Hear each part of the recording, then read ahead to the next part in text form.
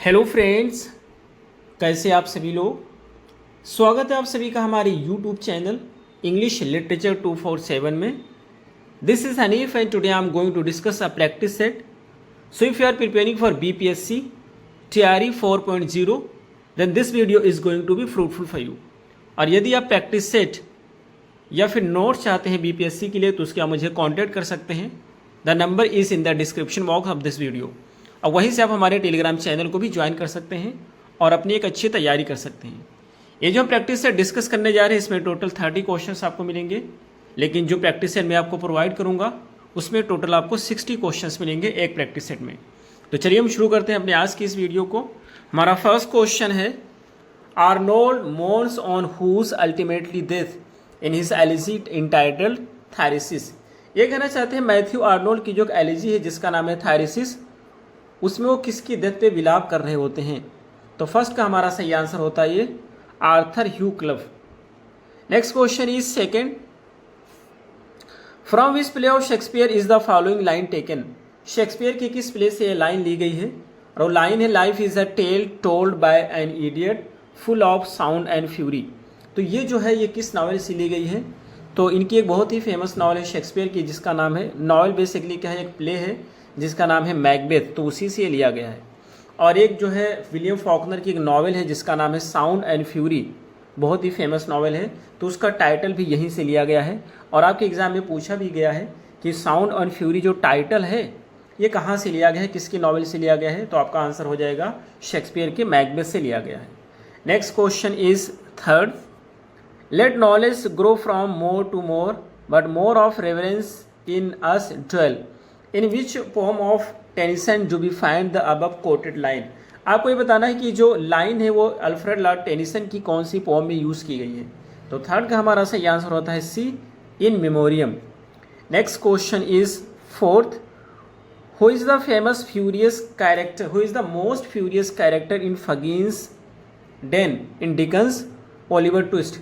Oliver Twist एक बहुत ही फेमस नॉवल है जिसको चार्ल्स डिकन के द्वारा लिखा गया है। उसमें एक कैरेक्टर है जो कि फगीन के डेन में बहुत ही फ्यूरियस होता है और आपको उसका नाम बताना है। तो फोर्थ का हमारा सही आंसर होता है D, will six. Next question is 5, when did the first edition of lyrical ballads appear. आपको बताना है कि लिरिकल बैलेट्स का पहला एडिशन कब पब्लिश हुआ था। तो 5 का हमारा सही आंसर होता है बी, यानी कि 1798 में। लिरिकल बैलेट क्या होता है, इसमें 2 राइटर के वर्क को पब्लिश किया गया था, जिसमें से जो 19 पोम्स थी वो विलियम वर्ड्सवर्थ की थी, 4 पोम्स एस.टी. कॉलरिज की रखा गया था और इसको पब्लिश किया गया था 1798 में। यहीं से रोमांटिक एज की शुरुआत भी होती है। तो फर्स्ट एडिशन आया था 1798 में और सेकंड इसका आया था 1800 में, जिसको बोला गया था प्रीफेस टू लिरिकल बैलेट्स के नाम से। तो इसलिए हमारा सही आंसर हो जाएगा B. Next question is sixth, to whom is Wordsworth autobiographical poem the Prelude addressed. आपको बताना है कि जो विलियम वर्ड्सवर्थ का ऑटोबायोग्राफिकल एक पोएम है जिसका नाम है द प्रीलूड, ये किससे एड्रेस किया गया है। तो 6 का हमारा सही आंसर होता है बी, यानी एस.टी. कॉलरिज को एड्रेस किया गया है और उन्हीं को एड्रेस करके इसको लिखा गया है। बाद में इसका नाम रखा गया था द प्रीलूड, पहले इसका नाम रखा गया था poems to Coleridge. Next question is 7th, in 3 years she grew the little girl will be sportive age. ये कहना चाहते हैं एक पोएम है जिसका नाम है 3 years शी ग्रू, और उसमें जो लिटिल गर्ल होती है वो उसी तरीके से स्पोर्टिव होती है। तो इसको किससे कंपैरिजन किया गया है उस पोएम में, विलियम वर्ड्सवर्थ के। तो 7 का हमारा जो सही आंसर होगा बी होगा, यानी उसको फॉन से, हिरन के बच्चे से कंपेयर किया गया है। तो B is the right answer. Next question is 8th, which work was described by Keats as a feverish attempt rather than a deed accomplish. आपको बताना है कि जॉन कीट्स का कौन सा एक वर्क है जिसको बताया गया है फेवरिश अटेम्प्ट। तो 8 का हमारा सही आंसर कौन सा होगा। तो इसका सही आंसर होगा फर्स्ट, यानी कि एंडमियोन को बताया गया है। Next question is 9th, when was untouchable first publish. Untouchable एक बहुत ही फेमस नॉवल है जो कि छुआछात पे बेस्ड है और ये जो है मुल्क रास आनंद के द्वारा इसे लिखा गया था, उनकी बहुत ही फेमस नॉवेल है। तो आपको बताना है कि इसको कब पब्लिश किया गया था। 9 का हमारा सही आंसर होता है ए, यानी कि 1935 में इसे पब्लिश किया गया था।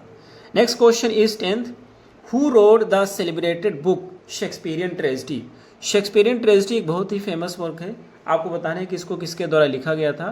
तो 10 का हमारा सही आंसर होता है ए, यानी AC ब्रैडली के द्वारा इसे लिखा गया था।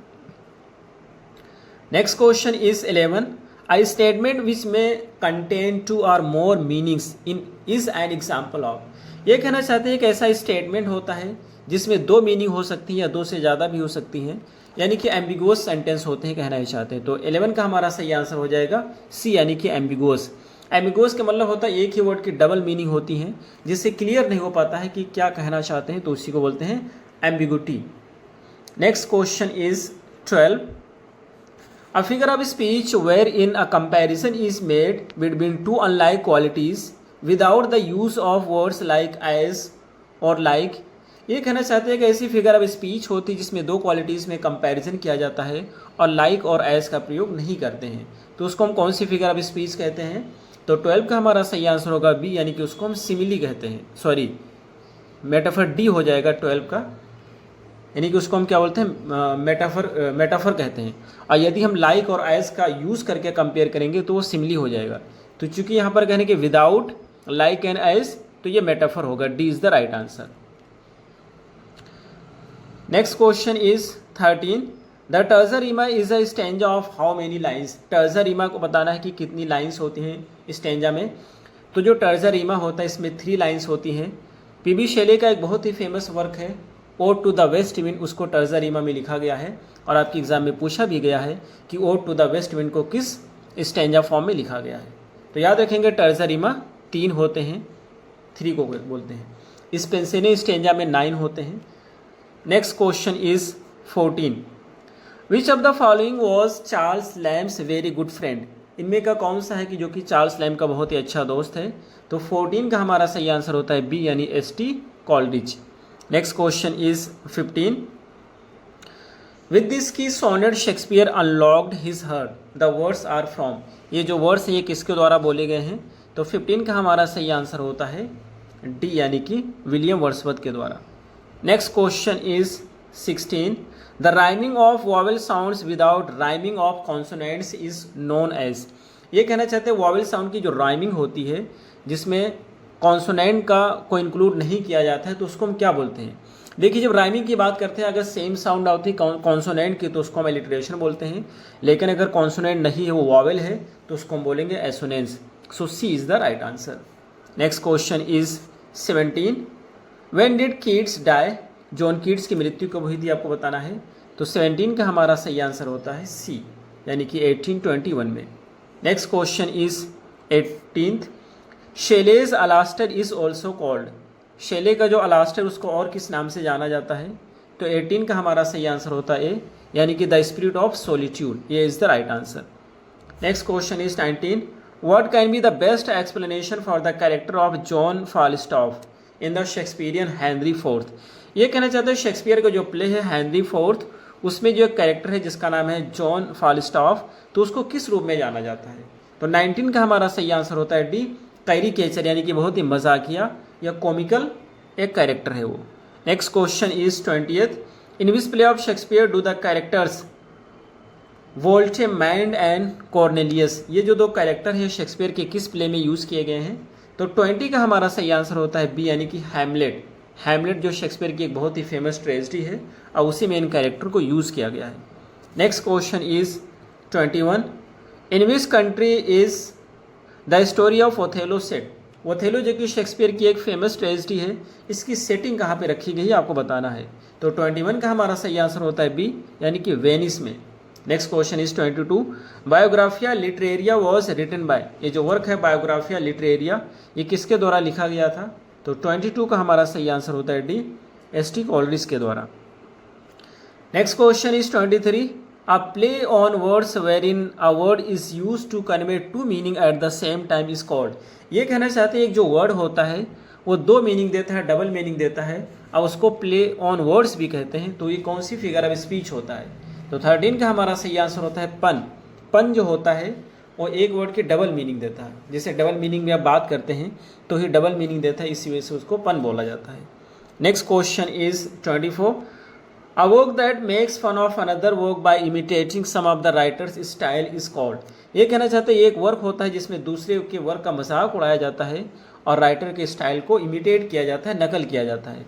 तो 24 का हमारा सही आंसर हो जाएगा सी, यानी कि पैरोडी उसको बोलते हैं। Next question is 25.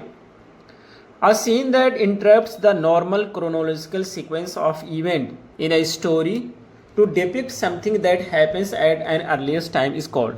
ये कहना चाहते हैं एक सीन होती है जो नॉर्मल क्रोनोलॉजिकल सीक्वेंस होता है उसको इंटरप्ट करती है और वो बताती है कि जो कुछ समय पहले हुआ था, घटित हुआ था, उसको डिस्क्राइब करती है। तो उसको हम क्या बोलते हैं? तो 25 का हमारा सही आंसर होता है ए, यानी इसको फ्लैशबैक बोलते हैं। Next question is 26. Which poem of William Wordsworth is considered his greatest autobiographical epic? William Wordsworth की कौन सी एक पोएम है जिसको माना जाता है कि बहुत ही बड़ा इनको ऑटोबायोग्राफिकल एपिक है? तो 26 का हमारा सही आंसर होता है बी, यानी द प्रिलूड को। Next question is 27. When did W.B. Yeats receive Nobel prize for literature? ये कहना चाहता है W.B. Yeats को लिटरेचर के लिए नोबेल प्राइज कब मिला था? तो 27 का हमारा सही आंसर होता है डी, 1923 में। Next question is 28. What is the name of hero of Hemingway's The Old Man and the Sea? The Old Man and the Sea इनकी बहुत ही फेमस नावल है, इसके लिए इनको नोबेल प्राइज भी मिला है अर्नेस्ट हेमिंग्वे को। तो इसका हीरो क्या है आपको बताना है, इस हीरो का क्या नाम है? 28 का हमारा सही आंसर होता है बी, यानी कि Santiago. Next question is 29. Keats' poetry is abundantly and enchantingly sensuous. Who has made this comment about poetry of John Keats? किसने कहा है कि जो जॉन कीट्स की पोएट्री होती बहुत ज़्यादा सेंसुअस होती है? सेंसुअस का मतलब ये होता है जिससे सेंसेस आपके अराइज हो जाते हैं, तो उसको बोलते हैं सेंसुअस। बहुत ज़्यादा आप अटेंटिव हो जाते हैं तो उसको सेंसुअस बोलते हैं। तो ये किसने कहा है जॉन कीट्स के बारे में? 29 का हमारा सही आंसर होता है ए, यानी कि मैथ्यू आर्नोल्ड ने। Next question which is the last question for today. No nightingale did ever chant more welcome notes to the very bands of travellers in some shady haunt among Arabian sand. ये कहना चाहते किसी भी Nightingale ने, जितना अच्छा गाना वो लड़की गा रही है, किसी नाइटिंगेल ने भी इस डेजर्ट में इतना अच्छा गाना कभी गाया है, जो कि जो ट्रेवलर हैं, ट्रेवलर की थकान भी दूर कर देती है ये जो सॉन्ग है। तो ये जो है आपको बताना है कि ये लाइन कहाँ से ली गई है। तो एक पोएम है विलियम वर्ड्सवर्थ का जिसका नाम है सोलिटरी रीपर, और वहीं से ये लिया गया है ये लाइन। उसमें एक लड़की होती है जो गाना गा रही होती है। तो ये रहे हमारे आज के क्वेश्चन। हमें उम्मीद है आपको जरूर समझ आए होंगे। फिर मिलते हैं अगली वीडियो में। Till then take care, have a good time.